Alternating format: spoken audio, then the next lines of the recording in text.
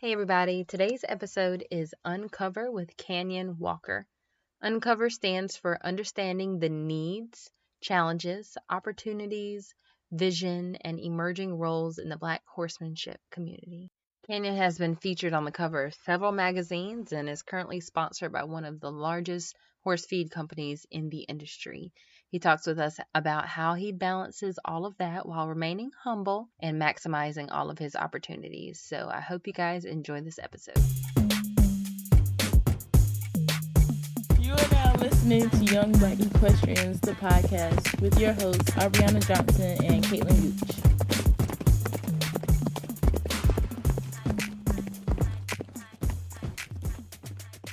Hi, Kanyon. Hey. How you doing? Good. How are you? I'm doing good. We're gonna go ahead and jump right into it because we're an hour ahead of you. Sounds good. So I was watching a little, I think it said Athlete Spotlight on Facebook of you. It had your parents in it. And I noticed that they didn't talk to you at all in the video. For which video was this? It wasn't something recent, was it?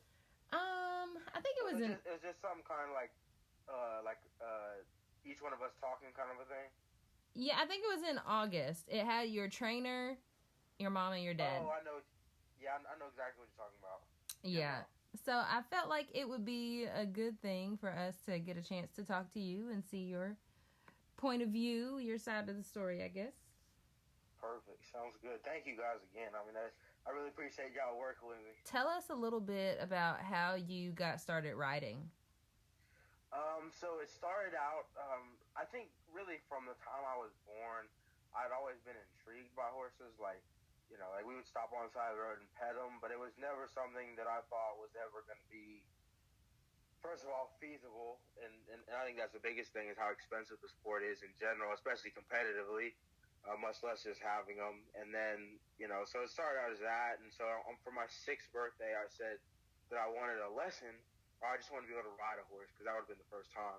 Mm-hmm. And so my mom looked and trying to find, originally it's like a trail ride type thing I was wanting to do, and to find one for a 6-year-old is just really not an option. So we finally found the lady. I think it was a $20 lesson. It was really perfect. And the great thing with her was it wasn't just like sit on it, like I showed up and it was ready, like I had to tack it and everything like that. And so she showed me, kind of the intricacies. So it wasn't just, when I see a horse, like it's all about the riding. So I learned that pretty early, which was cool. So I really started when I was 6. That's awesome. Awesome. So what is it that you are doing now? Is it just like the 3-day eventing? Is that kind of your main discipline? Yes, for sure. So it was one of those things where, like, I always knew, like, literally from the age of 6 that this is something I eventually wanted to do for a living, but it was just kind of difficult because originally I was in the hunters and the jumpers is really expensive, and that's really more my type of riding. Like it's a bit more aggressive and like more exciting. But the hunters was, really where you start. Like there's not a lot of jumpers that just went straight into show jumping. They kind of start in the hunters and work their way up. So that was really frustrating, and I always got, like, oh, he's a good rider, like he makes, like, he's strong, he makes good decisions. However, he's not quite enough to be really successful in the hunter ring. And as far as the jumpers went, it's just, financially, like to go to an A-rated show is just not something that we could swing. So I found eventing at about 13, which was really a blessing, and it was really, it's something that had really been bothering me for the longest, because like this is something I love to do. It's I'm going to do this. It's just a matter of finding what fits me and my personality the best. And that's like around 13 where I was introduced to eventing originally. Okay. So for our listeners that don't necessarily know what eventing is, can you explain kind of what you do? So it's pretty much the equivalent of CrossFit for horses. So we start out in the dressage phase, and this is probably the closest thing you could equate it to is figure skating. So we go in the ring and we hit certain points and we do various movements that are graded from a grading scale of 1 through 10. And the goal is obviously to get 10 being perfect, 1 being terrible. Obviously at this point we've gotten just about every score. So so the goal is to get the highest score in each movement, and then they take a point deduction or whatever it is. I kind of forget sometimes. And the goal is it's like golf. The goal is to have the lowest score by the end of the weekend. So the goal really, when I go in and I do a dressage test, the goal is to be as low as I possibly can. And then from there, going to the jumping phases, they're kind of interchangeable depending on the format of the event. But traditionally, especially for a 3-day, we'll go cross country.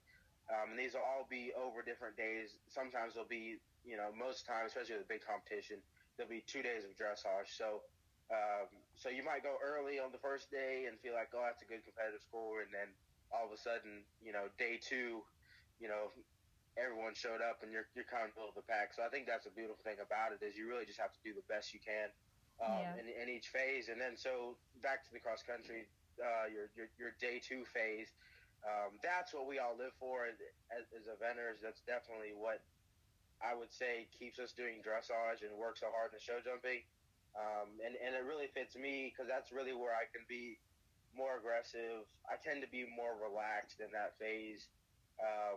And that's what really captivates me. And that's really the point where I was like, this sport is awesome. Like, this is something I want to do for the rest of my life. And so from there we go, the goal obviously is to have no jumping and no time penalties. And then from there we go into the show jumping, which is very different. You went from the horses in the cross country tend to go it's a lot faster paced. The fences don't fall down easily, so the horses are able to hit them and it's really no problem. Right. And really you're rewarded for a horse that has, my last one, he's very much so good at going across the fences, if that makes sense. Because the step is so fast and so long that their bodies don't wrap around fences the same way, and it really saves you time. So we go from that fast and a bit flat, obviously you have to balance for certain things more than others, to the show jumping where if they ticket even the smallest bit, it's a penalty. Right. So and at that point, especially when you get up the levels, they just ran almost up to 11 and a half minutes the day before. The soreness kicks in, and I think that's the biggest thing too, is being an athlete myself. Like, I can understand, like for me personally, if I know whether it's football, track, whatever I would do, I knew that the day after I wasn't at my worst, but I was definitely going to feel it. So whether it was me going for a couple mile jog before, if I had to do something the next day, I knew I'd be better for it when it came time to do whatever I needed to execute. So the show jumping is definitely, and I would say too, the show jumping is where the dressage really, really helps. Like the fact that we have the shape that we want in the dressage to come through their backs. That's when that really kicks in for the show jumping, I would say. Yeah. Because we have to go up and down. So that, in a nutshell, that's it. And like you said, you're just trying to finish on the lowest score. And I think too, especially up the levels, you don't think about it, but keeping your horse, one of the my coaches that helps me a lot, Buck Davidson, I was watching a interview on him. He was talking about how to get, he had 3 horses at Kentucky this year, which is a huge accomplishment. He's the only one to run 3, which is in itself to have 1. Some people are lucky to have 1 in a lifetime. So the fact that he has 3 that are healthy and and ready to roll on the day is very impressive. Right. And he just said, the balance between, maybe you over hammer and, they feel their best, but they're just, 90% sound. Well, that's something we just can't risk, because we have 2 vet checks in between, before the dressage and then after the cross country. And those can be just as influential, because if you're in first and you fail the vet check, you're done for the weekend. So in a nutshell, that's kind of the sport that I do. Awesome. And you mentioned the guy Buck talking about balance. How is it that you balance your riding and your school? And I believe you're a college athlete, right? Yes, I'm actually I'm at Tulane University on football scholarship. What year are you? Well, I guess I'm considered a freshman, but I'm an early enrollee. So I graduated high school in December. So I really haven't started my freshman year yet. But I got here early January. Okay. Well, congratulations. Yes, Thank you so much. congrats. I appreciate that. So how do you balance kind of what you have to do for school and the football program and your writing? I think the biggest thing, like when people ask me, it's a lot of people have to have free time. Like it's something that that's just not really negotiable to give up. And I would say for me, the two are so widely different, and I genuinely have a love. So it's not just I don't just event because I like to wear the jacket and I like to go to the shows. Like I enjoy the Mondays of taking 10 horses trotted, like whatever it is, tacking up horses for someone else. Like that is genuinely what I love to do. So I would say first, I love it. So it's not really work to me. Like people be like, wait, how do you go walk a course, go to a football game, and then the next morning at 4 a.m. you're getting ready to go ride your dressage test? Like how does that work? And I would just, they balance each other so well. I think that's what's kept me so refreshed in both of my sports is the fact that I do them both quite often, but they, if I have a bad day on the field, I know that I can go to sleep at night knowing that I rode, well that day, or my horse is feeling good, or vice versa too. I've fallen off at the event and known that, well, at least I can, let some of this angst go because I have to go, go to the field and work out, or, it's just, like I said, I would say the biggest thing, if I did two things that were very much alike, that would probably make it more difficult. But right, they're so different, and they both complement each other. Like right now, I think the goal in football is to make everything look easy and like I'm not trying that hard, and that's what makes you good. The difference between good and great is being able to do the same thing that someone else did with max effort, but just with ease and being smooth and relaxed and be able to think. And two, I love pressure. Like it's kind of an obsession. Like I love to put myself in situations where like, are you going to show out? Are you going to fold? Are you going to get nervous? Like I live off that. So both of those give me those opportunities. And with the horses, it took me a while to realize was football, you're very much so in control. Like, I mean, the only thing I guess you can't control is the fact that I've been on a team where we played another team that honestly I might have had a great game, but there's nothing we could really do as far as the team. We just didn't do enough to win. right, And even if you have a great monster game, you're still thinking all we care about is winning. To be honest, when it comes down to it, it doesn't look good on you if you're talking about what you did if you lost. In my opinion. Yeah, very true. So yeah. Very true. In the interview or the little video that your parents were in, I believe your parents and your trainer said that patience is a challenge for you. Do you agree? Yeah, very much so. I always used to be like, well, I feel like I'm a patient person, and very much so. Like I understand, like a lot of kids coming up. I was blessed to do Young Riders. I think that was great, and that fed into that. Like I just love the buildup of that. So many hours, so many hard days for literally 5 minutes to see what Are you going to pull it off, or are you not? Are you going to fold? Are you going to excel? Yeah. So as far as the patience goes, I would say, me personally as an athlete, I struggle with trying to do too much in a day. And that's something that I really have to be careful of, because obviously, my horse is an athlete as well. And, there's been points where I pushed my body too far and realized, dang, I actually would have been better if I did less and felt a bit more fresh. So that's something that I'm able to always remember when I do to myself. Like, just make sure you don't do it to someone that, really can't knock you over the head and be like, okay, I'm not doing that, because really, especially my guy, I swear he would do anything for you. So just keeping that in mind is a big deal for me. Yeah. So tell us a little bit about your horse, the one that you're riding now, or that you compete with the most. So Yeah, so I got him 2 years ago, and sadly, not sadly, he got sold very recently. So because I'm at school, we thought it'd be the best idea. He's like I said, he's an athlete. He needs to go run and jump too. So Mm-hmm. he was sold, which is great. I mean, it was a little sad, but such is life, and that's really the business, and that's something you have to embrace. And if you don't, if you can't handle that, it's just not meant for you. But so like I said, I got him 2 years ago. Right at the point where I got him, I was able to acquire him when I was 13. I bought my first horse. It was probably a couple $1,000 thoroughbred off the track. Real Mm-hmm. sweet, not very athletic, but just Mm-hmm. he was definitely a stepping stone for me. And that was the first one I ever got to really develop with a lot of help, obviously, but the first one I was able to buy and sell. So he allowed me to get the one that I just recently sold.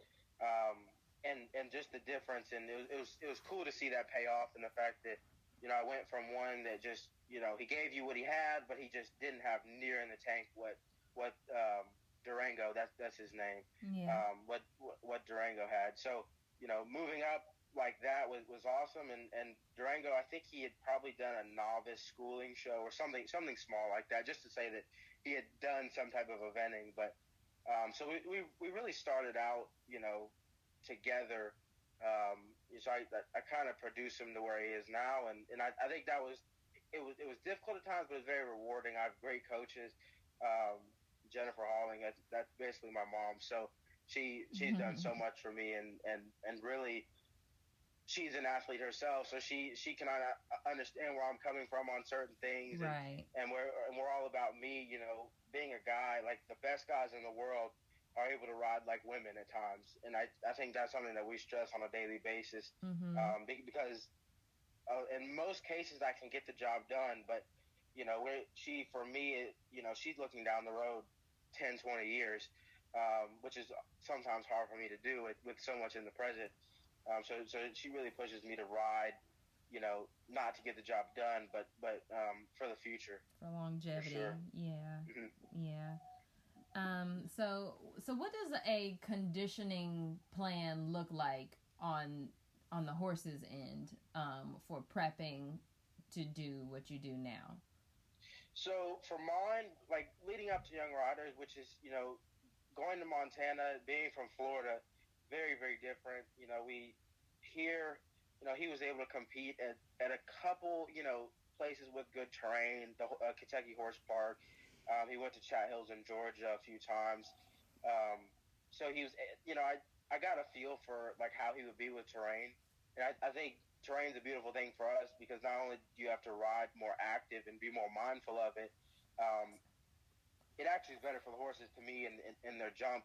Here they can tend to get a little bit flat. We tend to have obviously not very much terrain, so the horse can really get up speed and Mm-hmm. be quite flat. So you kind of have to be careful with that actually.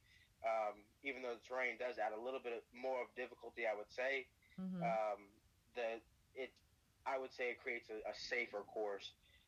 But for mine, he's full thoroughbred, very much so. Not There was never a point where when I first got him, he was a bit heavy, which now we are like I think the biggest thing for him was keeping weight on him. So he went from Yeah. kind of being this athletic pony we got. I have videos where I'm like, he doesn't even look the same anymore, and and Mm-hmm. and because now he's just truly went from a horse out in the field to an athlete, and their mindsets change. They understand the game. As soon as they see the start box, they know exactly what's going on. Yeah. That they know those early mornings mean big things, and they with him he always came to work. But for the conditioning, he really, as far as canters go, normally we would gallop, trot.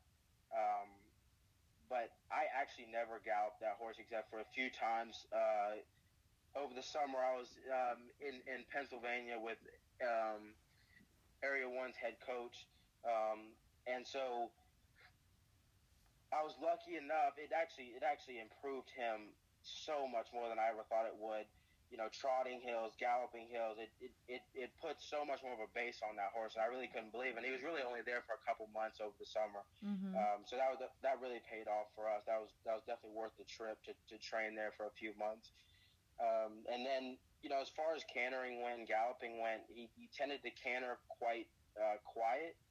Um, and when I say quiet, I mean like he never really galloped it at a lot of speed. And I say, he would do his gallop, but he really was just cantering. Right. And so, we would do interval. Like we would probably do 3 4 minute canters with a 3 minute break in between. And the goal between those breaks is obviously as they get more and more fit is to their breathing and their heart rate to come back faster and faster until Mm-hmm. eventually there was a point where he would do that nice slow 4 minute canter, come back. By the time his next set was up, his breathing's good. He's not, he's ready to go again. And Mm-hmm. that's really just how you have to, as a horseman, be sure that you're watching and managing that and making sure you're going in the right direction.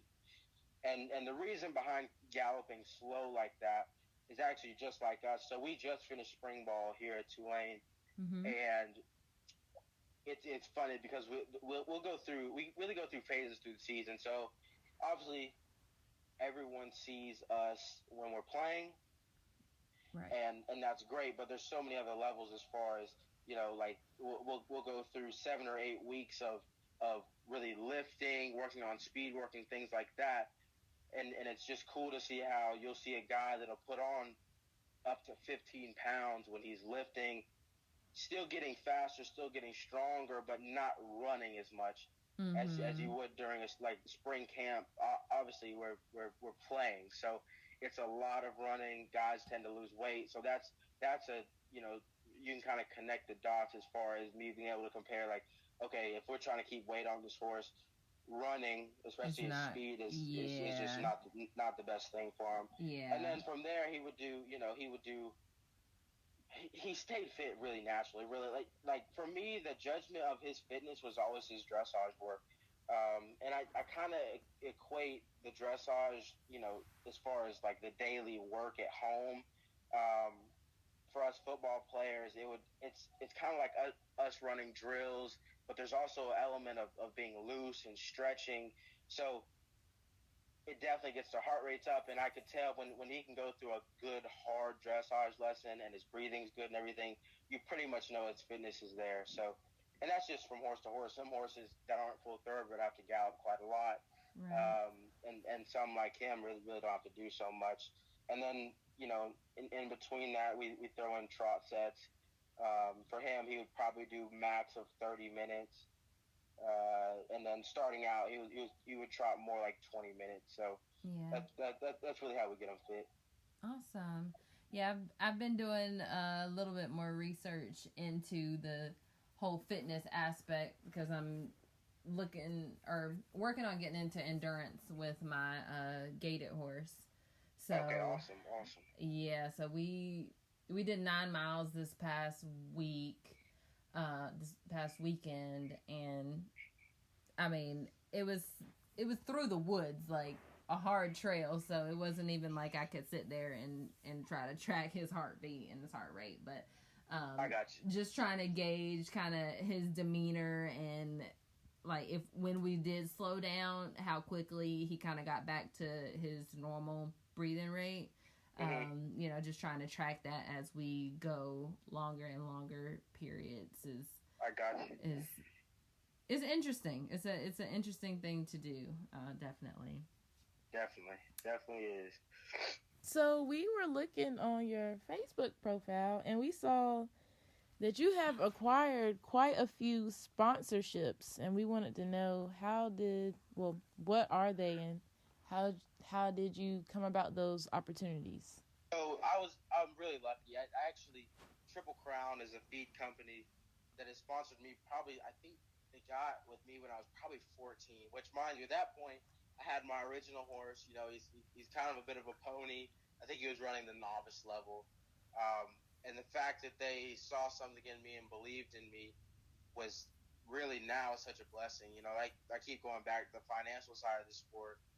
My parents do everything possible they can, and the fact that I don't have to worry about feed and things like that is a huge weight off their back. Yeah. There's a point between, for me playing ball and everything, there's not a lot of time that I would be able to work or anything like that. Because, so that was really huge. And Katie Wentz, she's with Soteria Safety, who also sponsors me. And she's always, I grew up riding with her daughter in Pony Club, and she's always been very supportive of me and really, pushed me to keep pursuing my dream of eventually riding for a living, hopefully one day making a team. So they, I can't thank them enough for what they do for me, and they've definitely helped me keep staying in the game and keep being able to try and get better every day. So I'm really thankful for them. Cool. That's dope. Yeah, that's super awesome. So what is your ultimate goal as far as your riding goes? Is it Olympic riding? Yeah, so for me, and I always, when people ask me this, before I say what I want to do, I always want to, stress the fact that I realize, and I know a lot of people that have spent 50 years working for what I'm about to say and still haven't gotten it. So I really take it seriously when I say certain things I want to do, and I realize that, I'm gonna have to really devote my life to this, but I love it, so it's really not a hard decision. But the end goal for me really, and everyone, most of the kids, you grow up, I want to ride in Kentucky in the 5-star, and I want to be on an Olympic team. But really, my goal, and it really has always been, is to be in the top 10 in the world. Because really, if you accomplish something like that and consistently be in that top group of elite riders, you're representing teams, you're riding all over the world, you've created a name for yourself. You have good horses, you have good owners. So that's always been my response as far as, the goal for me in riding. Cool. How do you and your little sister kind of go back and forth? Like, what is that relationship like? Because she rides too, right? Yes, I think eventually she'll get into eventing. She's one of those riders, and I tell her this to try to get her to kind of, because I've always told her this, is the reality of it is the trailer's going to the show anyways, and there's 2 spots, so you might as well get something, throw it on the trailer, and come ride with me. But she's very successfully running mounted games as part of it. They have their own organization that has kids all over the country, and then she also rides in the Pony Club as well in mounted games. So it's very different. She loves the thrill of it, and I can definitely understand that. I played a little bit when I was younger, but got out of it once I started eventing. But as far as our dynamic goes, it's, she's, and I tell her that she's probably more naturally gifted than I am, but we're very different. She picks things up quite easily. I tend to work on things. So, and those are, 2 good qualities, but just, they're sometimes my different approach to things and my advice to her isn't always the best for her specifically. Right. Well, it's good that you recognize that as a big brother. I try to listen and learn, No. Have you ever rode a trail ride? I have, actually. So the great thing too about being an athlete and being in the eventing is I would say the biggest thing is knowing, this horse needs a break, this horse needs a light day. Sometimes I'll get on with a plan like, okay, I want to do this, that, and it probably involves something a bit more structured than it should be. And I realize I'll start doing a little work, and over the years, like when I was younger, I would just push through and be like, no, we're doing this. Now I'm starting to realize, okay, maybe we need to go down the road for a hack. And so recognizing that makes, if your horse is happy and wants to work for you, you're most likely going to be more successful than the person that's just drilling one and it kind of makes them a bit more of a machine than they are. They're living, breathing creatures, Right. That makes perfect sense. Yes. Perfect sense. Who do you say is the most influential person in your life, whether it be from writing or football or personal things? Most influential. To be able to balance it, I have a pretty big circle of people that, the beautiful thing too about this community, which I think is unique compared to some other horse communities, is if you're willing to work, I've had so many blessings just because just because I can put my head down and work.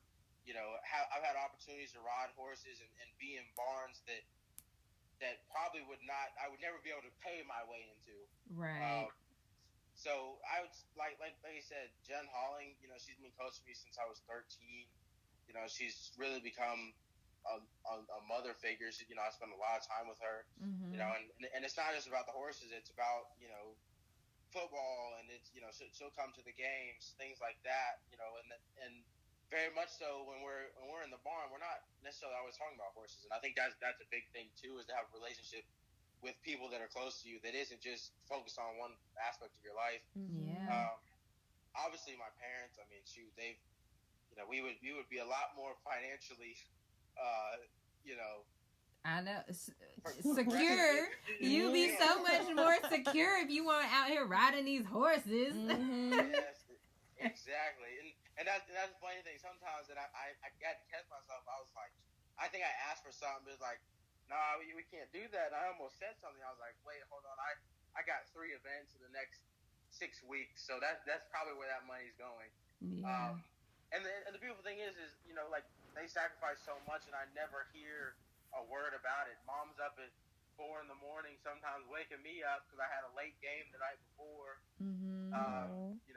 To get moving, just the fact that I didn't have to wake up alone, go to the show alone. That's something that I can never thank them enough for.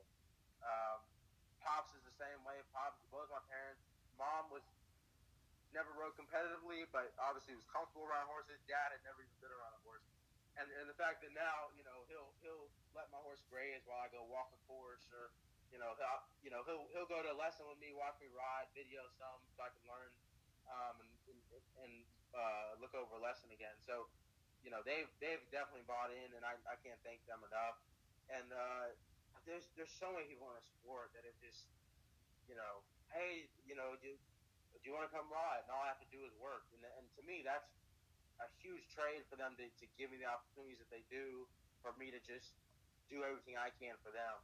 Right. Buck Davidson has been huge. Met him when I was 12. He was our area coach for young riders. Gave everything he had for us. I mean, his wife Andrea Davidson, just amazing people that are undeserved. I don't deserve it at all, but they're just so sweet and so nice to me. And like I said, I can't thank them enough for it. Well, that's awesome. That's awesome. It seems like you have a very nice circle around you. I guess what they say, it takes a village. Yes, extremely blessed. It takes a village to raise Kanyon Walker. Most definitely. Yes, that will be a soundbite. That's awesome. That's awesome. So I guess this is my last question. How does it feel, or do you ever get tired of kind of being in the limelight? Not to say that people are calling you every day for an interview, but just this exposure that you're getting. How does that make you feel? I think the biggest thing is it's really motivating. I'm a person that obviously there was a lot of years that I was that wiry kid that kind of overrides his horse and sometimes looks a little wild. So obviously we've come a long way from that, and it's sometimes I scratch my head people are interested. It doesn't seem very interesting to me because it's me. Mm-hmm. But I'm definitely blessed to have you and people that think my story is interesting. So like I said, with people that back me, I don't think I deserve it, but I'm just blessed to have people like you guys. Oh, that's a great answer. Yes. Yes, it is. All right. You have any other questions? Well, you said that you sold your horse, are you just going to lease out a horse in this time, or what are you going to do to... So I meant to say, so this is really a God thing. So I came to Tulane, obviously, football and academics, and we sat down. This was a very hard decision because obviously, you know, we laughed that we need a couple Canyons right now. So I need someone that will go get a working student job, have a horse, and keep getting better in the riding and really focus on the riding. Obviously, I need education to fall back on, and I put a lot of time, and I like football is me. So obviously, it was something I could never have just put down out of high school, especially after all the preparation and work we did to get recruited.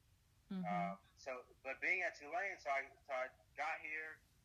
Never really asked about the riding until we got here because it just honestly so low on the totem pole compared to everything else as far as coaches, where it is, and all that. And I'm blessed to have another blessing to have the barn. The Tulane's team barn is probably 5 minutes down the road. Nice. Wow. So I got here, moved in probably January 13th. That day, parents drove me to the barn, met everybody, and so that's really where I'll be doing most of my riding for the next 4 years.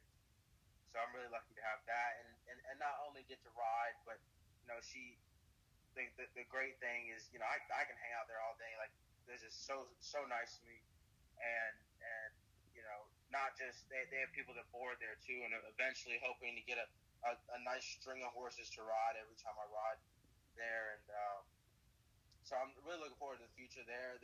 I would say the only thing is being able to, you know, right now I'm working on, haven't gotten to ride as much as I wanted to, obviously, but just working on fitting into my schedule, and just making sure I'm handling everything I have to handle, but also keep developing myself over these few years, just so when I come out, you know, I hit the road running, so to speak. So.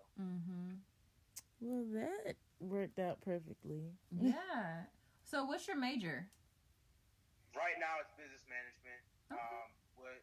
The goal is, so Tulane's known for their business school, and the goal has always been, obviously, you know, really everything's going around the horses. So to find a degree that what is something that I would apply for my own business eventually. Right. And so that's really what we're working on. And there's really, in business, there's so many different avenues. Yep. That it's for now, and really right now, there's so many classes I have to get done just to get done being a freshman. Yeah. So I really won't enter the B school, the business school, until my sophomore year. But I'm looking forward to that. Oh, that's cool. That's exciting. Well, we wish you the best of luck on everything you got going on. Yeah. Well, thank you for talking to us. And we will, usually it takes me about a day to edit the episode and get it all put together. So I'll shoot you a text when it's all ready. And perfect. Thank you guys so much. And sorry about that little, I keep forgetting where I am. I'm a Florida boy at heart. So I think, what was it? 8 o'clock or something like that. Yeah. Like, yeah. oh. And that's what I told Caitlin. I was like, I probably should have said this is gonna be 8 o'clock your time, just because I forgot that New Orleans was an hour ahead of us. So sure, I'm still forgetting. I've been here a few months now, so ain't no thing. All right. Well, you have a good rest of your night, okay? You too. Thank you guys so much again. You're welcome. Problem. Bye. Bye-bye. Thank you for listening to another episode of Young Black Equestrians, the podcast. Be sure to like us on Facebook and Instagram, and subscribe on Apple Podcasts, Google Podcasts, and SoundCloud. See you guys next time.